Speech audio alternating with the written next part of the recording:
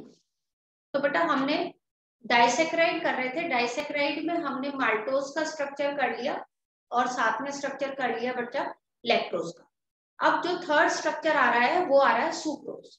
अब सुक्रोज में आप लोगों को क्या क्या याद रखना है ना, सुक्रोज में आपको 2-3 चीजें याद रखनी है सिर्फ। सबसे पहले कि सुक्रोज बना किससे है, तो sucrose is made up of 2 molecule of, यानी 1 molecule of glucose and 1 molecule of, ठीक है, एक मॉलिक्यूल ग्लूकोज का है और एक मॉलिक्यूल किसका है, फ्रक्टोज का है। ठीक है जी, सिंपल सा ग्लूकोज का मॉलिक्यूल बना लेते हैं हम और एक फ्रक्टोज का मॉलिक्यूल बना लेते हैं।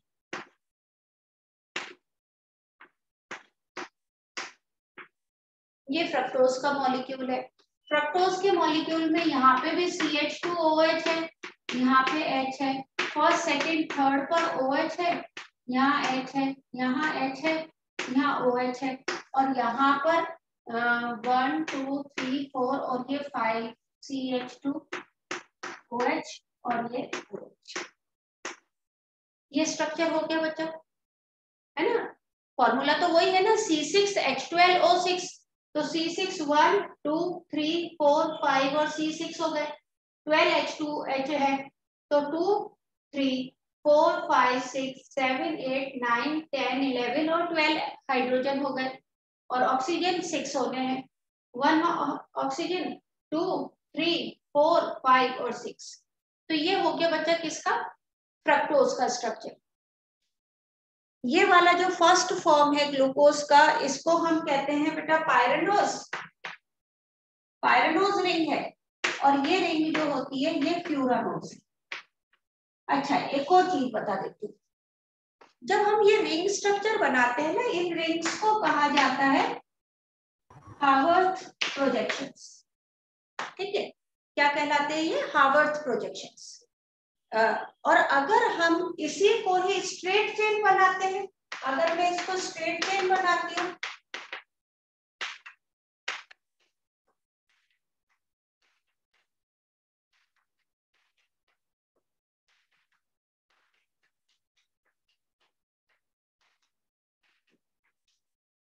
ये वाली स्ट्रेट चेन बनाती हूँ तो इसको कहा जाता है फिशर स्ट्रक्चर। तो ये वैसे कभी आया नहीं है, आज तक भी नीट में नहीं आया है, लेकिन आप लोगों के एग्जाम्स में आ सकता है कि भाई अभी पिछली बार भी आया था ना हावर्थ स्ट्रक्चर, तो अब जब हावर्थ दे सकते हैं तो बेटा वो फिशर भी दे सकते हैं। ओके, तो ये हावर्थ स्ट्रक्चर यानी कि जब हम रिंग फॉर्म में लेते हैं किसी भी मोनोसेकेराइड को तो हम उसको कहते हैं कि वो उसका हावर्थ स्ट्रक्चर है, और अगर हम उसी मोनोसेकेराइड को ओपन चेन में लेते हैं तो हम उसको कहते हैं कि it is a Fischer structure. ये चीज आप याद रखना केवल स्कूल के एग्जाम्स के लिए। एंड नीट के एग्जाम्स में मैंने अभी तक, जब से सिलेबस चेंज हुआ है तब से अभी तक मैंने ये दोनों वर्ड्स नहीं देखे हैं नीट के पेपर। ठीक है, तो खैर जब इन दोनों के बीच में बनता है बॉन्ड, पायरेनोज यानी ग्लूकोज और सुक्रोज के बीच, तो ग्लूकोज एंड सुक्रोज के बीच में जब बॉन्ड बनता है तो ये H और OH प्रेजेंट है, तो उसकी वजह से क्या होगा बच्चा, यस, हाइड्रोलिसिस हो जाएगा और हाइड्रोलिसिस होने पर इसके अंदर बॉन्ड बन जाएगा और ये बॉन्ड बन गया बच्चा इसका, वही सेम बॉन्ड इज सेम, बस यहाँ पे ये सुक्रोज और यहाँ पर ये सॉरी सुक्रोज नहीं बेटा फ्रक्टोज, गलती हो गई, यहाँ पे ये फ्रक्टोज और यहाँ पे ये ग्लूकोज और ये दोनों मिला के क्या बना रही है, सुक्रोज। अब इसमें इंपॉर्टेंट क्या आता है, मैं आपको ये बता रही हूँ कि इसमें क्या क्या आता है। एक तो ये आता है कि किन किन मॉलिक्यूल से बना है, दूसरा sucrose is the only disaccharide जो हम लोगों ने पढ़ी है विच इज नॉन रिड्यूसिंग। ये अकेला एक ऐसा डाइसेकेराइड है माल्टोज, लैक्टोज और सुक्रोज में जो ये नॉन रिड्यूसिंग है। तो भाई नॉन रिड्यूसिंग क्यों है, नॉन रिड्यूसिंग होने के लिए या तो फ्री एल्डिहाइड ग्रुप होना चाहिए या फिर फ्री कीटोन ग्रुप होना चाहिए फर्स्ट कार्बन, ठीक है, यानी कि कीटोन तो सेकेंड पर। तो यहाँ पर तो ये फ्री है ही नहीं बच्चा एल्डिहाइड। तो जब ये एल्डिहाइड ग्रुप फ्री है ही नहीं तो कीटोन ग्रुप तो बॉन्ड बना दिया कीटोन ग्रुप ने तो इधर। तो जब एल्डिहाइड ग्रुप भी नहीं है कीटोन ग्रुप भी नहीं है तो that's why it act as a non reducing sugar. ये क्वेश्चन आता है। अच्छा एक और आता है, what do you mean by invert sugar. ये अपने स्कूल में ही आ सकता है, नीट में ये भी नहीं आता मोस्टली। इनवर्ट शुगर किसे कहते हैं? तो इनवर्ट शुगर किसे कहते हैं बच्चा, कि अगर इसका हाइड्रोलिसिस करवाया जाए यानी वापस से इसको HOH अटैच करवाया जाए तो ये वापस से इधर OH आ जाएगा और इधर भी OH आ जाएगा। तो आप इसको सिंपल से याद रखो कि अगर सुक्रोज का हाइड्रोलिसिस करवा के डिहाइड्रेशन करवाया जाए तो 1:1 का यानी 1 ग्लूकोज 1 फ्रक्टोज बनते हैं और that is called as hydrolysis. मतलब उसको अगर हमने सुक्रोज शुगर ली और उसको बॉईल करने लगे, ठीक है, तो कंसंट्रेट करेंगे तो वो रेशियो आएगा 1:1 का, that is called as invert sugar. ठीक है, तो हम कई बार आप आगे पढ़ोगे इन्वर्टेज एंजाइम जो इन्वर्ट शुगर को डाइजेस्ट करता है, तो ये actually a sort of sucrose ही है। ये एक सॉर्ट ऑफ क्या है बच्चा, सुक्रोज ही होती है। तो मोस्टली ये पूछ लेते हैं कि इन्वर्ट शुगर में क्या क्या चीज प्रेजेंट होती है, तो आप बताओगे 1:1 में ग्लूकोज और फ्रक्टोज प्रेजेंट होते हैं। ये 2 या 3 क्वेश्चन इसमें से मैक्सिमम बन सकते हैं सुक्रोज से रिलेटेड। ठीक है, फिर ये आ जाता है कि वेयर इट इज प्रेजेंट। हाँ बच्चा, कहाँ प्रेजेंट होती है sucrose? Sugar cane. Very good, sugar cane में। शुगर केन का जो मेजर अमाउंट होता है जिसको हम टेबल शुगर भी बनती है जिससे, दैट इज सुक्रोज। तो ये हमारे डाइसैकेराइड कंप्लीट होगा। Now we come on to the polysaccharide. अब पॉलीसैकेराइड में हम बॉन्ड बता दो, इसके बीच का बॉन्ड बच्चा सुक्रोज में वही अल्फा। हाँ ये पता, देखो आप बॉन्ड तो खुद ही रीड करना आ जाना चाहिए, आज आप ही रीड करके बताओ मुझे।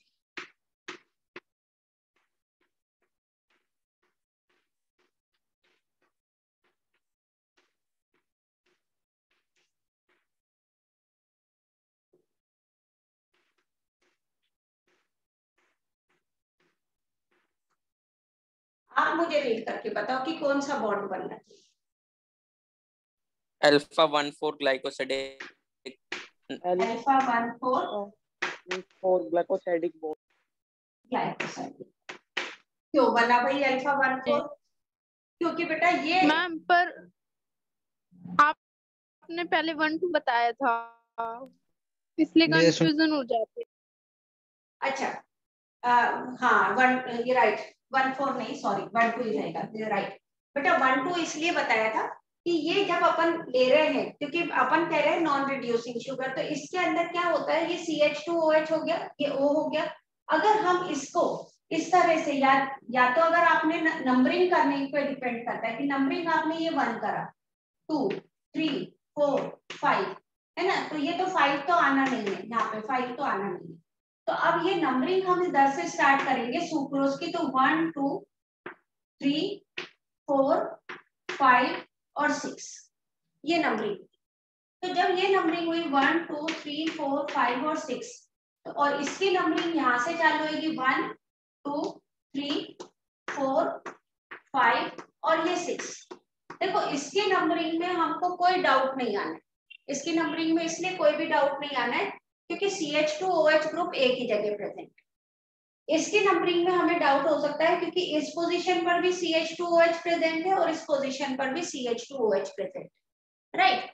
अब अगर हम लोग इस नंबरिंग से करेंगे तो ये बॉन्ड बनता है 1,5 और 1,5 ग्लाइकोसाइडिक बॉन्ड एग्जिस्ट नहीं करता, तो हम इसकी नंबरिंग लेंगे यहां से 1 2 3 4 5 और 6।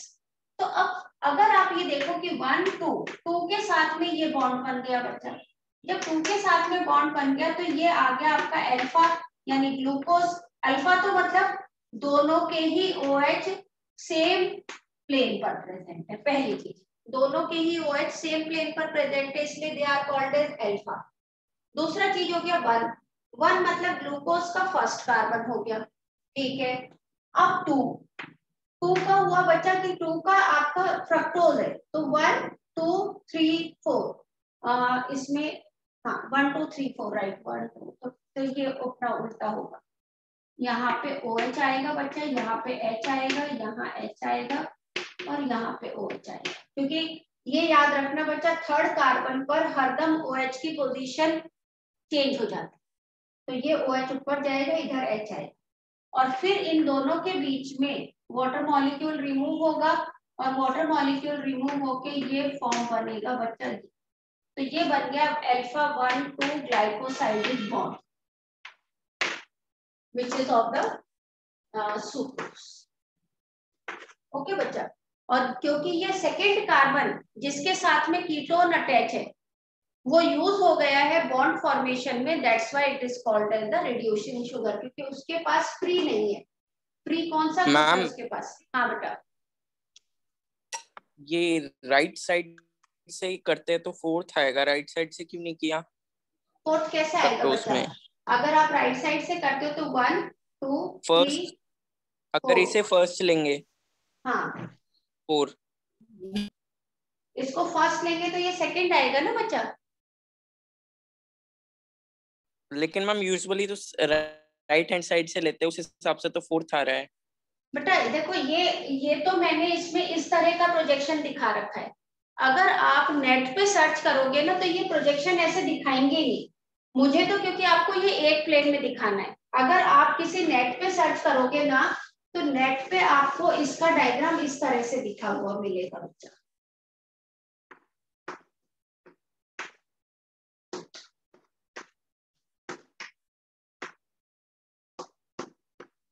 और फिर ये OH और ये और फिर वो इन्होंने S,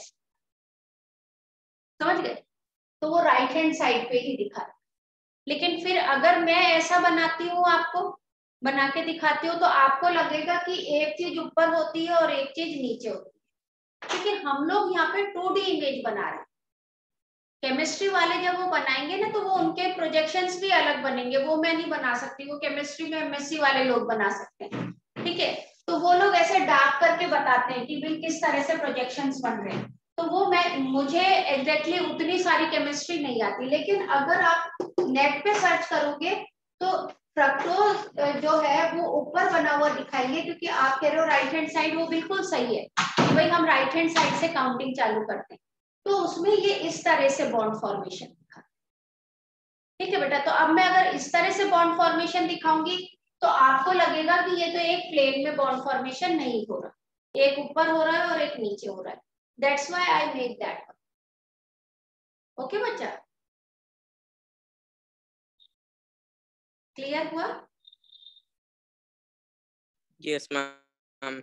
यस। तो ये रीजन है। इसमें से बच्चे बहुत रेयरेस्ट टू रेयर क्वेश्चन बनते हैं, ज्यादातर रिड्यूसिंग और नॉन रिड्यूसिंग से रिलेटेड ही पूछा जाता है, क्योंकि एनसीईआरटी बुक में उतना ही मेंशन कर रखा है। अब अपन लोग आते हैं बच्चा next is the polysaccharide. Polysaccharide का अगर अपन लोग स्ट्रक्चर लेते हैं तो हम ये कहते हैं कि पॉली मीन्स मैनी और सेकेराइड मतलब शुगर, तो many molecule of sugar combined together to form a polysaccharide. ठीक है जी। अब polysaccharide are made up of similar type of monomer, यानी एक ही तरह के मोनोमर से बनी है या एक से ज्यादा तरह के मोनोमर से बनी है। तो अगर एक ही टाइप के मोनोमर से बनी है यानी सिमिलर टाइप ऑफ मोनोमर, तो उसे हम कहते हैं होमो पॉलीसेकेराइड। और अगर वो 2 और मोर टाइप ऑफ मोनोमर से,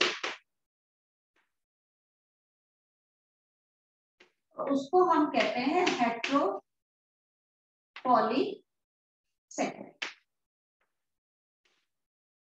हमारे सिलेबस में होमोपॉलीसेकेराइड्स के एग्जाम्पल्स दे रखे। अब होमोपॉलीसेकेराइड्स के कौन कौन से एग्जाम्पल्स दे रखे हैं? होमोपॉलीसेकेराइड्स के 4 एग्जाम्पल्स दे रखे। सबसे पहला एग्जाम्पल दे रखा है स्टार्च। स्टार्च जो प्लांट्स के अंदर स्टोर्ड फूड है। ओके, सेकंड दे रखा है that is glycogen. Glycogen is the stored food in animals as well as a, किसमें मिलता है और बच्चा? बैक्टीरिया, फंजाई, फंजाई में मिलता है बच्चा।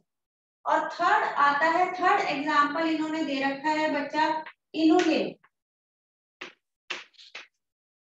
इनुलिन, ये बच्चे बहुत गलती करते हैं, बच्चों को लगता है insulin, insulin is made up of amino acid. ये है इनुलिन, INULIN। इनुलिन जो होता है ये भी स्टोर्ड फूड मटेरियल है, लेकिन कुछ प्लांट्स के यानी कि कुछ के राइजोम के अंदर, राइजोम मतलब अंडरग्राउंड जो स्टोर्ड स्टेम होता है उसको, तो वो होता है डायहेलिया का। और एक एंटीचॉक प्लांट का नाम। तो डायहेलिया एंड एंटीचॉक ये दोनों के अंदर इनुलिन स्टोर रहता है। इसका मोनोमर क्या है? क्वेश्चन क्या आता है, नीट में आया हुआ है शायद लास्ट ईयर या उससे लास्ट ईयर ही आया था कि भाई what is the monomer of inulin? क्या होता है इनुलिन का बेटा? है ना? तो इनुलिन का मोनोमर जो है वो फ्रक्टोज है। उसके बाद में लास्ट जो आ रखा है वो है बच्चा काइटिन। और काइटिन जो होता है it is a polysaccharide of N acetyl glucosamine. इसमें सिर्फ इसकी यूनिट पूछी जाती है कि इसके मोनोमर का नाम क्या है। काइटिन कहाँ काम आता है? तो काइटिन जो है बेटा ये एक तो एक्सोस्केलेटन है, किसका बच्चा? इंसेक्ट्स का। इसके अलावा काइटिन सेल वॉल बनाता है, किसकी बच्चा? Fungi, fungi. तो ये आ जाते हैं बच्चा पॉलीसेकेराइड के 5 एग्जाम्पल। इन 5 एग्जाम्पल्स, हाँ बोलो। मैम वो एक्सोस्केलेटन है या एंडोस्केलेटन ऑफ इंसेक्ट आएगा? एक्सो बाहर, उनके एंडोस्केलेटन नहीं होता इंसेक्ट नहीं। आपने एक्सो ही लिखा है मैंने यहाँ पे भी। किस मैंने एंडो लिखा? आपने एंडो बताया था। नहीं बच्चा गलत नहीं बताया है। मैं कभी इसका तो नहीं, इसमें तो एंडो में बता ही नहीं सकती। हाँ, बायोमोलिक्यूल के मॉलिक्यूलर स्ट्रक्चर में मैं गलती कर सकती हूँ। काइटिन का एक्सोस्केलेटन को कभी एंडोस्केलेटन में नहीं बोल सकती, ये गड़बड़ नहीं कर सकती बच्चा। जूलॉजी तो में कर रखा है, ये तो एनिमल्स में आता है बच्चा। इंसेक्ट में तो स्केलेटन अंदर का होता ही नहीं है, वो तो आउटर कवरिंग। तब मैंने आपको बताया भी होगा कि कॉकरोच को आप मारोगे भी ना चप्पल से तो भी नहीं मरता वो, क्योंकि उसके ऊपर काइटिन की कवरिंग होती है। और मैंने तब शायद ये भी बताया होगा कि जब कॉकरोच अंडे में से निकलता है तो उसको निम्फ कहते हैं, और फिर उसकी मोल्टिंग होती है। एनसीईआरटी बुक में शायद 7 टाइम्स मोल्टिंग दे रखी है, रेफरेंस बुक में अराउंड 13 टाइम्स मोल्टिंग दे रखी है। तो मोल्टिंग का मतलब होता है कि हर बार जब, जैसे मैंने इसका ये भी एग्जांपल दिया होगा आपको कि जैसे आप लोग छोटे थे तो वो कपड़े अब आपको नहीं आते, वो आप छोड़ देते हो, तो ये भी अपनी काइटिन की कवरिंग को छोड़ देता है, तो उसको कहा जाता है मोल्टिंग। तो ये इसमें मैं एंडो नहीं बोल सकती। मैं नहीं मानूंगी कि मैंने गलती करी है, जहां गलती करी होती है वो मैं मानती हूँ। तो खैर एक्सोस्केलेटन है बच्चा इसका, इंसेक्ट्स का। ठीक है बच्चा, ये यहाँ तक की चीज क्लियर हुई बेटा? Yes ma'am. अब हम लोग लेते हैं कि हमारे बुक में या हमारी एनसीईआरटी में हमें कौन कौन से पढ़ने और किस लेवल तक पढ़ना है। तो सबसे पहले हमें पढ़ना है स्टार्च। स्टार्च के लिए अगर हम लोग बोलते हैं तो it is the most abundant organic matter present in the universe या बायोस्फीयर। अब आपके दिमाग में पता है क्या चल रहा होगा कि मैम उस दिन तो कोलेजन बताया था। Collagen is the most abundant protein, ठीक है, in the animal kingdom. Fibre, हाँ, कोलेजन फाइबर जिससे होता है। तो कोलेजन प्रोटीन जो है वो मोस्ट अबंडेंट प्रोटीन है इन द किंगडम एनिमेलिया। फिर मैंने एक और बताया था रिबिस्को एंजाइम, याद है? RuBisCO, yes ma'am. हाँ, वो क्या बोला था मैंने? Most abundant protein in plants. हाँ, most abundant protein in plants, या फिर अपन कह सकते हैं पूरे बायोस्फीयर, यानी कोलेजन से भी ज्यादा अमाउंट में। अगर मैं एनिमल और प्लांट्स दोनों में कंपैरिजन करूं कि भाई ये बताओ कि कोलेजन ज्यादा होता है या रिबिस्को ज्यादा होता है, तो आप कहोगे कि भाई रिबिस्को ज्यादा, ठीक है। अच्छा, ये प्रोटीन थे। मैंने अभी जो बोला है कि स्टार्च इज मोस्ट अबंडेंट, क्योंकि सभी प्लांट्स के अंदर जो फूड स्टोर रहता है that is in the form of starch, starch के फॉर्म में स्टोर रहता है। नेक्स्ट चीज हम लोग आते हैं कि स्टार्च बनता किससे। तो स्टार्च का जो मोनोमर होता है बच्चा, वो ग्लूकोज होता है, ठीक है भाई। अब ये ग्लूकोज की क्या होता है, तो स्टार्च में ग्लूकोज की यूनिट्स कंबाइन करती है और पॉलीसेकेराइड बनाती है। तो स्टार्च में दो तरह की पॉलीसेकेराइड यूनिट होती है। एक होता है जिसको कहा जाता है एमाइलोज, और second is the एमाइलो pectin. One is amylose and other is amylopectin. दोनों में डिफरेंस, एमाइलोज केवल 15 to 20% ले लो, ये 80 to 85% ले, ठीक है। स्टार्च में एमाइलोज केवल 15 to 20% होता है और एमाइलोपैक्टिन 80 to 85% होता है, ठीक है जी। एमाइलोज जो होता है इसमें अल्फा 1,4 ग्लाइकोसाइडिक बॉन्ड ही प्रेजेंट होता है। इसके अंदर एमाइलोपैक्टिन में अल्फा 1,4 ग्लाइकोसाइडिक, मैम अमाइलोपैक्टिन में भी से, हाँ, तो होता ही है। साथ में अल्फा 16 ग्लाइकोसाइड। ये बहुत, जब से 1993 हुआ है ना, ये डैश और कॉमा का बहुत सिस्टम हो गया। 16 ग्लाइकोसाइडिक बॉन्ड। इसका मतलब क्या हुआ? इसका मतलब ये हुआ कि एमाइलोपैक्टिन का स्ट्रक्चर लॉन्ग चेन तो है, साथ में ब्रांचेस भी है। लॉन्ग चेन तो है, ब्रांचेस भी। तो जहां पे भी ब्रांच निकलती है, इधर से ब्रांच निकली तो इन दोनों के बीच में अल्फा 16 ग्लाइकोसाइडिक, यानी अल्फा 16 ग्लाइकोसाइडिक बॉन्ड हरदम कहाँ प्रेजेंट होगी? जहां से भी ब्रांच अराइज होती है, उधर से अराइज। अब बात आती है, एमाइलोज केवल स्ट्रेट चेन है, ये ऐसे, लेकिन ये ऐसे नहीं मिलती। क्या होती है कि they form a helical structure, इस तरह से। मैम हाँ बेटा। मैम आपने अमाइलोज वाले में अल्फा 1,4 ग्लाइकोसाइडिक में तो मैम आपने कोमा यूज करा है, और मैम उसमें आपने डैश यूज किया। वही मैं कह रही थी ना बच्चा, इधर कॉमा आता है, दो सब्जेक्ट के बीच में डैश आता है, ये बहुत मुझे कंफ्यूजिंग लगता है, क्योंकि मैंने 1993 में बीएससी कर ली थी। तब तक मैंने केमिस्ट्री पढ़ी थी, तब तक आईयूपीएससी नेमिंग सिस्टम कुछ अलग था, और जब मैंने एमएससी करी वो मैंने जूलॉजी में करी। उस टाइम में केमिस्ट्री का सारा आईयूपीएससी बदल गया। अब हमारे जैसे लोगों को जो याद रहता है ना मैक्सिमम, वो याद रहता है जो हमने अपने स्कूल टाइम में पढ़ा था। जो नया पढ़ते हैं ना, वो थोड़ी देर के लिए याद रहता है, फिर चला जाता है।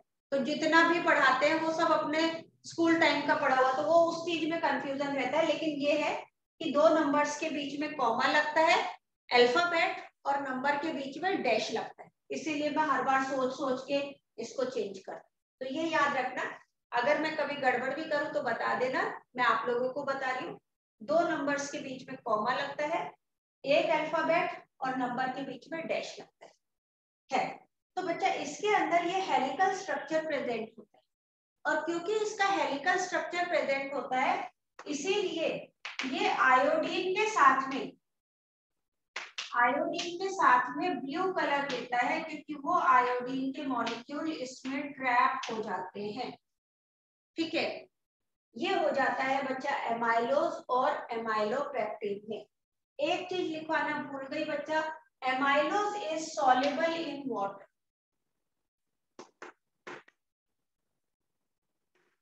एमाइलोज जो है वो वाटर में सॉल्युबल है, amylopectin is insoluble in water. ठीक है, इनसॉल्युबल इन वाटर। इसीलिए आप लोगों ने देखा होगा, कभी सुना हो कि एक रिवाइव करके आता है स्टार्च का सेशन, सुना है कभी रिवाइव? आजकल तो बहुत कम लोग यूज करते हैं बेटा। हम लोग जब स्कूल में पढ़ते थे ना, तो हमारे स्कूल में सलवार सूट हुआ करता था 11th-12th के लिए, और सलवार सूट के साथ में एक चुन्नी होती थी, और वो चुन्नी कॉटन की होती थी। और वो कॉटन की चुन्नी को ना बिल्कुल आपको ऐसे खचपच करके नहीं पहनना होता था, उसको बिल्कुल ऐसे करके और उसको अच्छे से प्लेट बना के, और यहाँ पे बक्कल होते थे उसमें घुसा देना पड़ता था, और यहाँ से ऐसे ही वो जमती थी। तो उसको हम जब भी धोते थे ना, तो उसको स्टार्च करना पड़ता था जिससे वो स्टिफ रहे, ढीली ढीली नहीं हो कॉटन। तो हमको स्टार्च करने के लिए क्या करना पड़ता था, क्योंकि उस टाइम में बेटा जब मैं बहुत छोटी का मतलब है 10th 11th 12th में थी, तो उस टाइम में लोगों के पास इतना पैसा भी नहीं होता था। टू बी वेरी फ्रैंक, हमारे पेरेंट्स के पास इतना पैसा नहीं होता था कि मार्केट से रिवाइव लाए, मिलता तो तब भी नहीं था।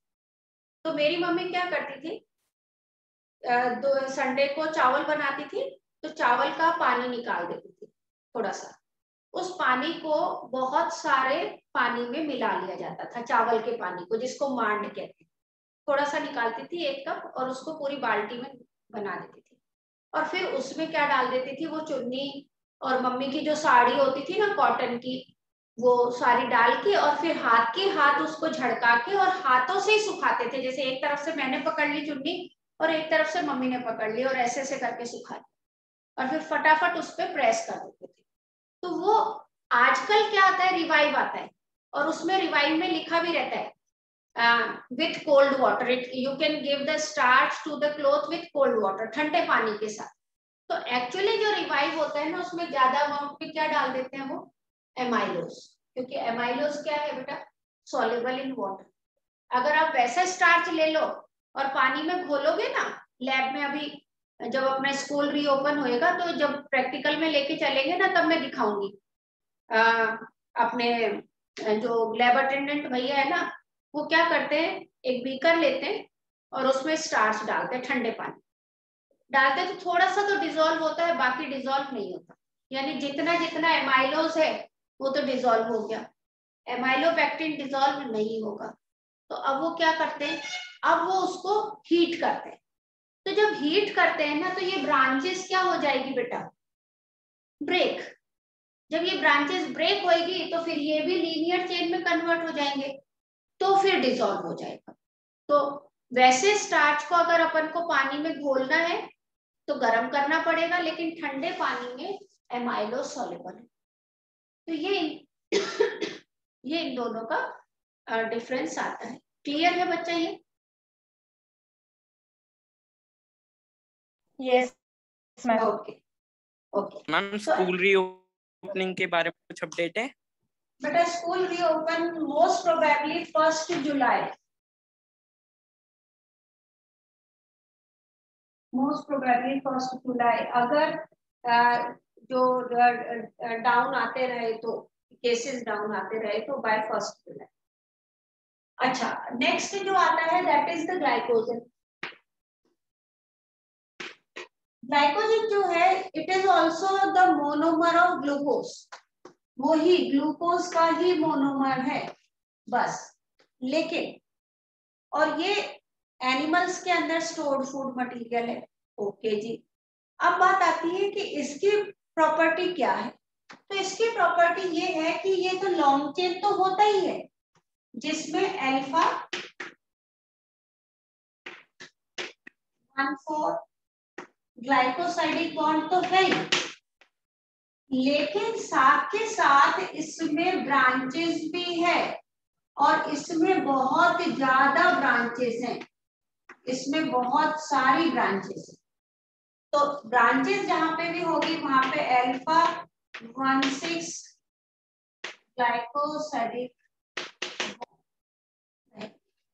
यहाँ पे भी ब्रांच हो। ठीक है, तो ये हाईली ब्रांच्ड होता है। कौन बच्चा? Glycogen. Glycogen is highly branched, है ना, पॉलीसेकेराइड है। अब आता है कि भाई क्या ये आयोडीन के साथ कलर शो करता है? तो यस, इट शोज